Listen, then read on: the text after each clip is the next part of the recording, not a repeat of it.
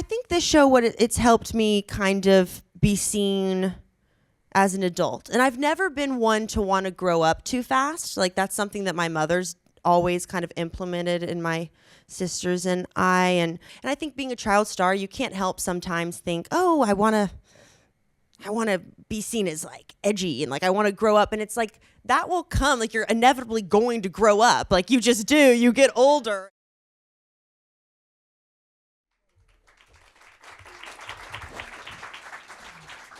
Hey everybody, I'm Jess Cagle, and I'm a proud SAG-AFTRA member, and I'm extremely honored to be asked to do this. Thank you for coming.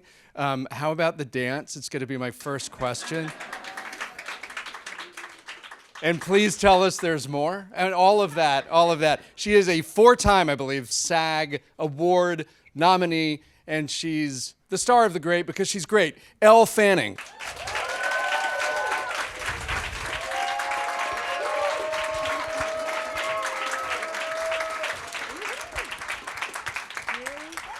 So I promised that the first question was going to be about the dance. Yes, you just saw it. I was watching it with her in the room. Green room, yes. And had an out-of-body experience and geeked out. Anyway, it was so great. Where did that idea come from? Well, I mean, I'm hoping you guys have seen the whole season, but because this is obviously the last episode of a season with a lot of twists and turns and major changes in the show. And so, Tony McNamara, who's our showrunner and genius writer, and Tony writes as he goes along with the show. So he's constantly changing. And we get when we start out, probably like 2 scripts in the beginning. And so we don't know how it's going to end. And obviously our show has a lot of dialogue and a lot of words, and so a lot of memorization. So there's never quiet moments or moments without much talking in our show. And so when I got the last script, seeing it was just one little sliver, a line, she just starts dancing wildly after such an epic season like this, I thought it was such a perfect and poignant way to end this season. Obviously the grief that she's experienced, and she's finally coming into her own. And I think that dance also represents leaving Peter behind and becoming, she chops her hair, and it's a real rebirth, and there's a bit of anger in it. It's also silly and kind of quirky and funny at times. And I did have one request, though. I picked the song. I wanted it to be Shook Me All Night Long, AC/DC. That's what I asked Tony, and I was like, because that's what I dance to. Like, I do dance alone, like in my, even like after long days on The Great, sometimes I need that release. Like in London in my apartment, I will kind of dance to like let the day out, and AC/DC's on that playlist. So luckily we got the rights and it worked out, but that was a really kind of cathartic experience because we do block shooting. So it wasn't the last scene that we shot, but it was very close to the end of a season that was very emotional for everybody just because Nicholas Hoult is gone. Yeah. So we thought he was going to stick around as, right. Pugachev. Yeah. By the way, this is one of the most fascinating things about the show is there are these weird real life things that Tony like wedges into the show, and sometimes they're so ridiculous. Like it really was Catherine, or maybe it was even Peter before who actually did make it illegal to kill your serfs for no reason. Right. Like that had to be, that was a law that had to be passed. Like it's nuts. I know. Well, she tries to outlaw murder this season. Yeah, that's right. Which doesn't go over well. They're like, that's our favorite pastime. Like, don't ruin our fun. She's like, okay, well, we'll have a monkey for every village instead. There you go. They liked that one. But it's true. The lemon tops from season 1 as contraception was actually a fact that Tony read, and that tonally goes so well with our show. Catherine the Great did invent the roller coaster, and that was in season 2. So there's always little facts. This year, Pugachev is real. I don't know if his name was Pugachev. Someone will know. But there was a man who was pretending to be Peter III, causing like a ruckus an uprising against Catherine the Great, and that they were at odds. So he took that from, real life. But we definitely don't we don't really care about the facts so much. It's our own version, definitely, but they do a lot of research for sure. What were the conversations? Because going into this season, and we're hoping that there will be more. It wasn't, Yes. We just don't know yet, right? We don't know. I definitely would do one more. But yes, we haven't heard anything yet. But yeah, our fingers crossed. But I think, there are loose ends to tie up, even though this ending, it's just an ending of a chapter. But I think I would love to get to play Catherine in this completely new phase of her life in a fourth season, because we haven't really explored her, her freeness, she loved sex, had a lot of lovers. That's where the horse rumor came from. It was the first form of slut shaming, back in the day. Just a rumor. Yes, just a rumor. It was not true. But that I would love to explore that side of her and her coming into her own as a leader, and finally maybe getting things done a bit more, because she's such a progressive character and she has so many ideas, but I don't think she's fully realized herself yet. But now with Peter, he had to go in order for her to be able to step into that light. So I would like to get to play that. She's just the mania this year with the grief, that was a real kind of roller coaster ride. Well, that was, the question was, how many conversations did you have around those gigantic swings? Because it wasn't like you were writing for the end of the series. You were writing for this season, hoping that there would be more. Yes. So, the death of Peter, so many gigantic things that happened. Yes. I know. I mean, I didn't know when the death was going to occur because he is writing throughout, but I knew in season 2 that Tony would say, I think next year, this is the year. And he broke the news. And I always thought that, would it be at the hands of Catherine, but they love each other too much. I was I couldn't figure out how she would get to a place where she would physically really want to kill him. And I think his death is so poignant that ultimately it's kind of his ego that got in the way. And the scene that they have before on the icy lake really just summarizes their relationship in such a beautiful way. And there's a lot of lines there. The one line about, she says to him, we've rewritten each other in the best, most infuriating of ways. And that's the characters right there. That's what's happened.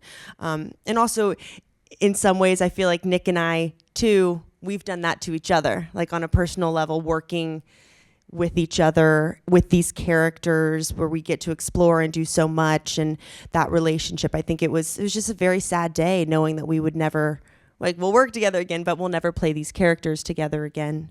And then I think this season, what everyone was trying to crack the code of, we have this death that is going to be sad, but we're a comedy, a very specific comedy though. I think we're kind of genreless. I don't know. We defy odds. And we're always walking that tightrope, because I think all of us actors, we sit in the truth and we have to believe the tragedy, and that has to be there in order for it to be funny and for us to get away with the things we get away with. But I was really put a lot of pressure on myself in episode 7. I'd never felt so scared to do something before, because I just felt oh gosh, Nick is such a big part of the show, and I'm losing my partner in this, and people love his character, and he's created such an iconic character that I think in television history will live on. And so episode 7 was big because I didn't want it to get sad, because it's a comedy, it has to stay up. And so Tony he really did this great thing of, he made Catherine in denial in episode 7 and wrote her as having this manic grief, which he listened to a This American Life podcast where it was a father and a daughter, and they had lost the mother.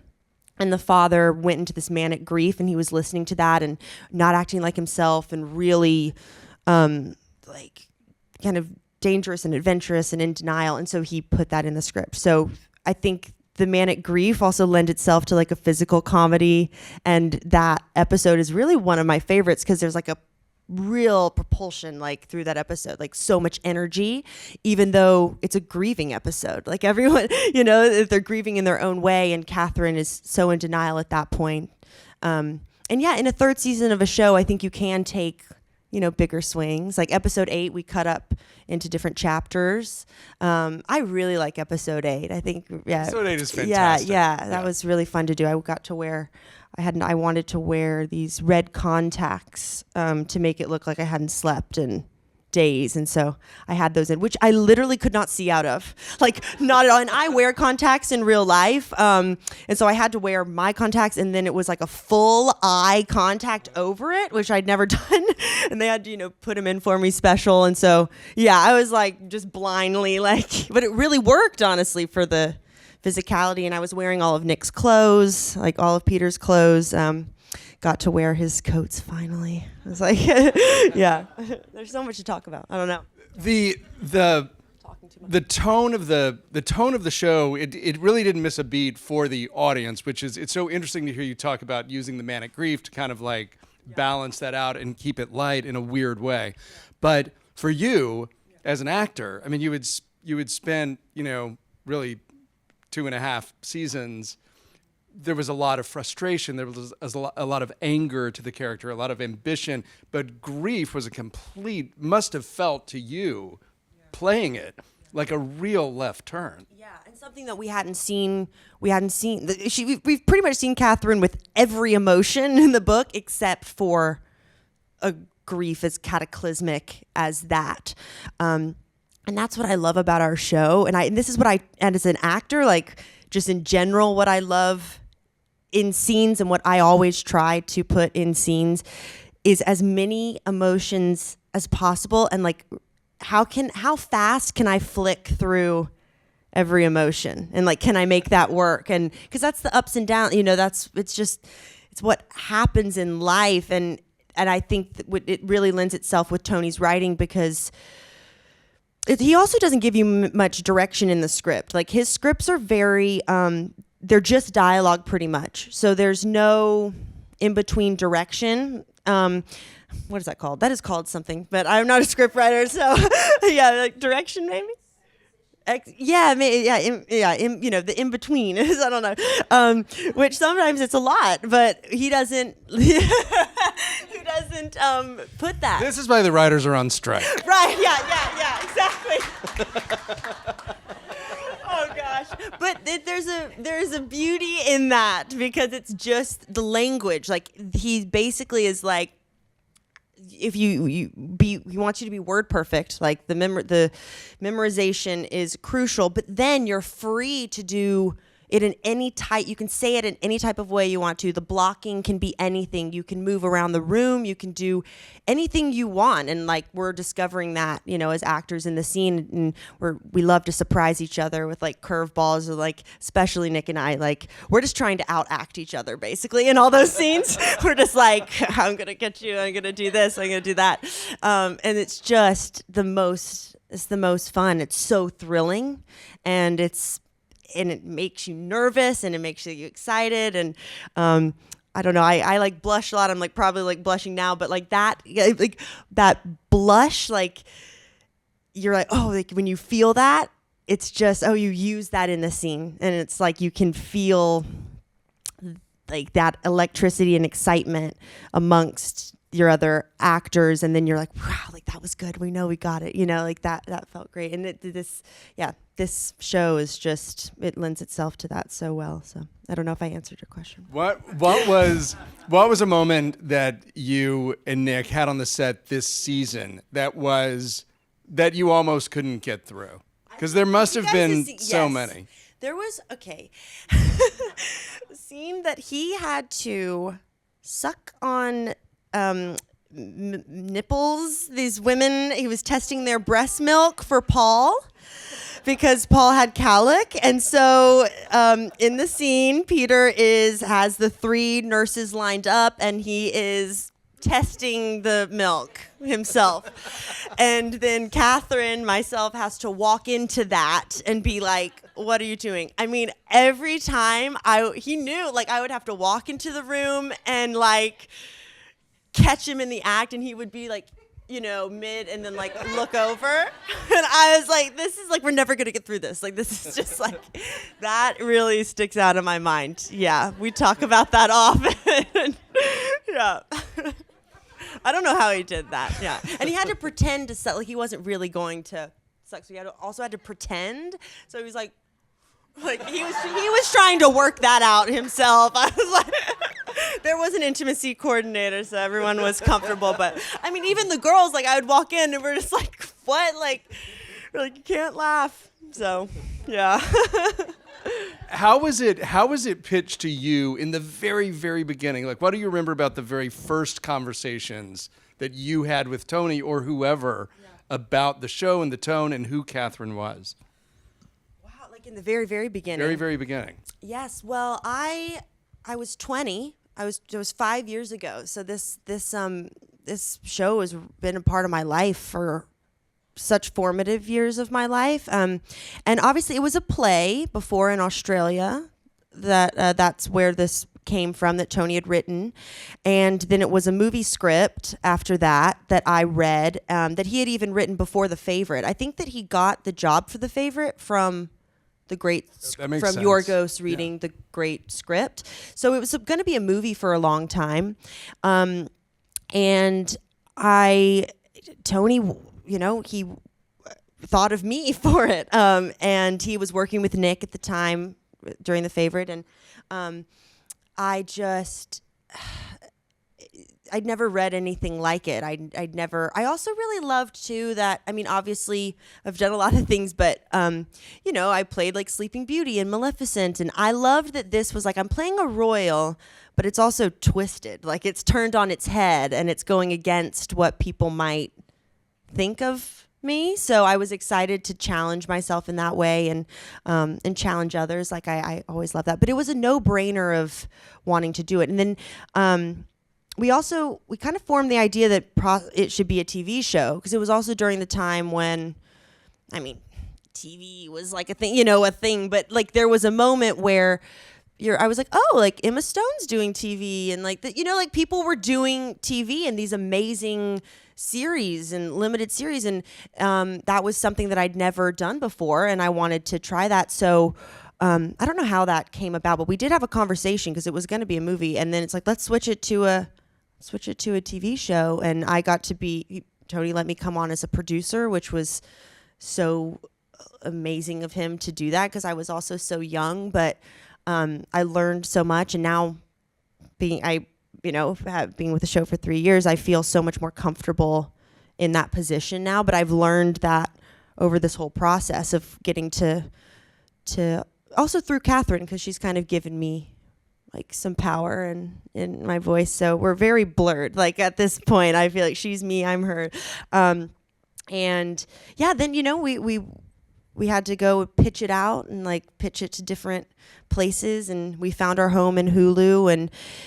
But it was also, we didn't know if it was going to work. It was a big, there's a lot of like, now I think like, a lot of period shows and things that are that kind of with a modern twist, even though I don't even think we're modern twist.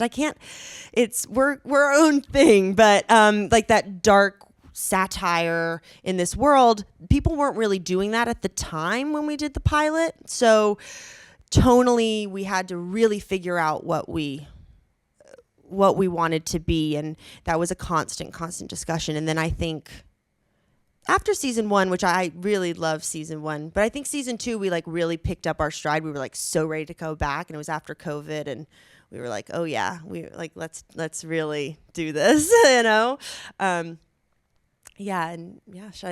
we're just, I hope to keep going. I don't know. Yeah. And how has it changed everyone's, but particularly the industry? How has it changed the perception of you? Because you were a child star, mm-hmm. you were somebody's sister, early on. Yeah. And then you're still technically your sister. Yeah. But you're not that one's little sister anymore. And then Sleeping Beauty. Like it doesn't get more, young and innocent than that. Right. And so that must have been something that you carried with you.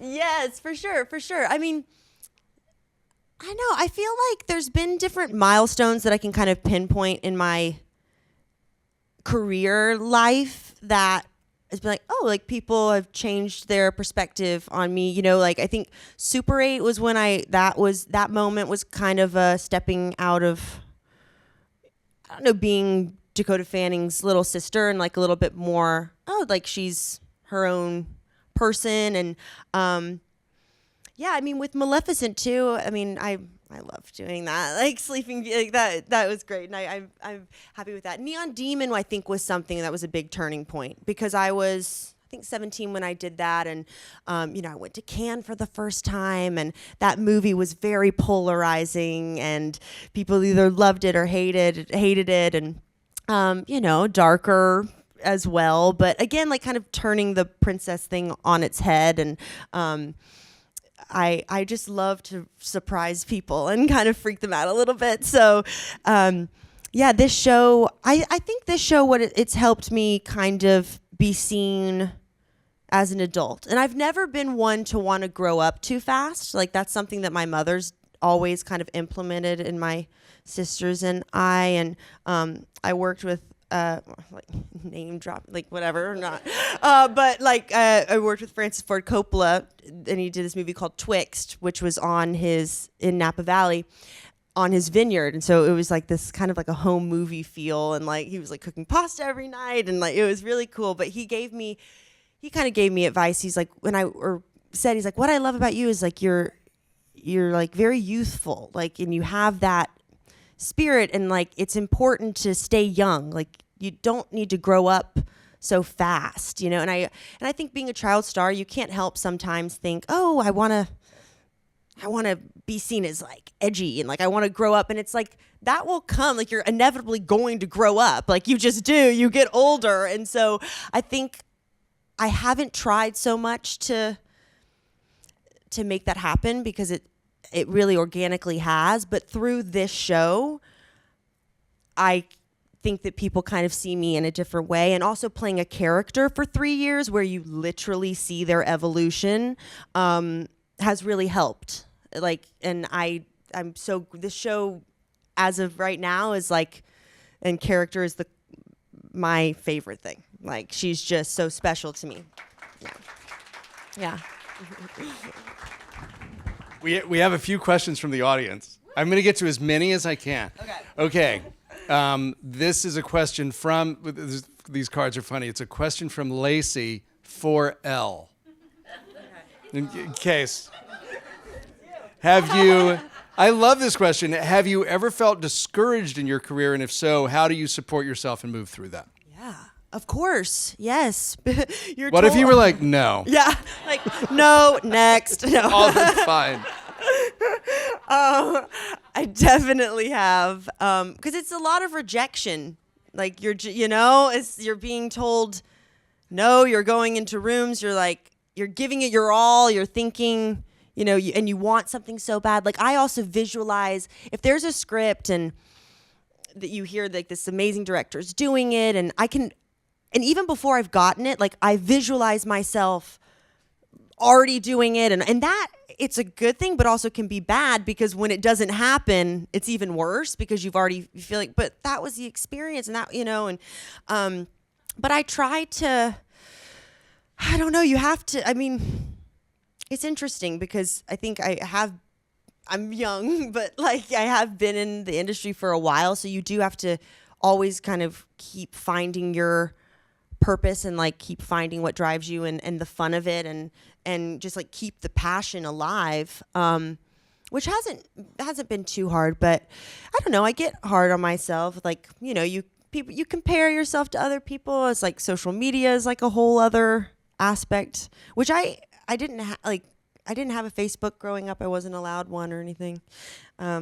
The parties, like in high school, like I was never invited. I never knew when they were happening because I didn't have a Facebook.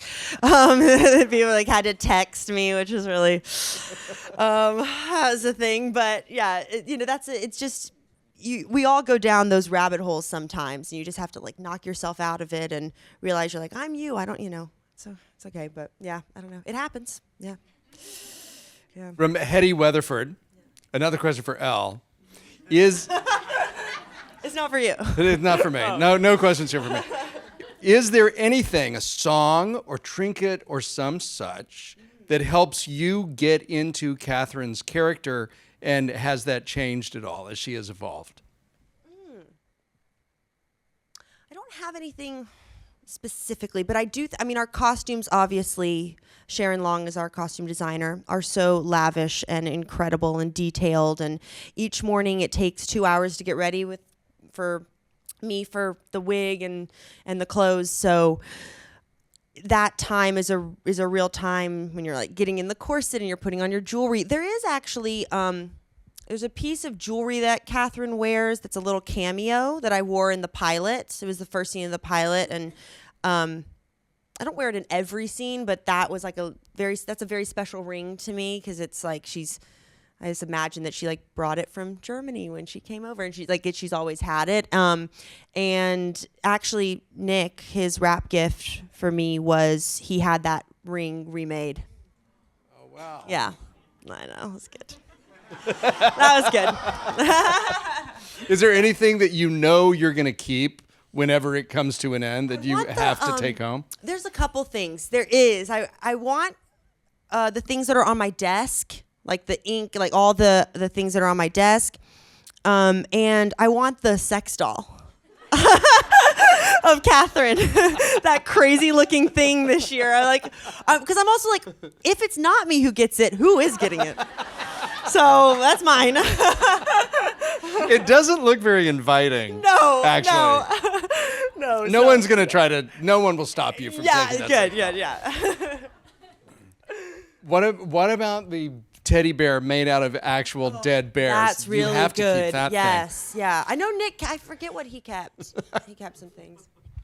All right, this is from Brittany, who loves the show. As an American actress who, longs to do period film and TV, I am jealous of your stellar resume, but we all are, how has it been navigating a genre usually dominated by Brits?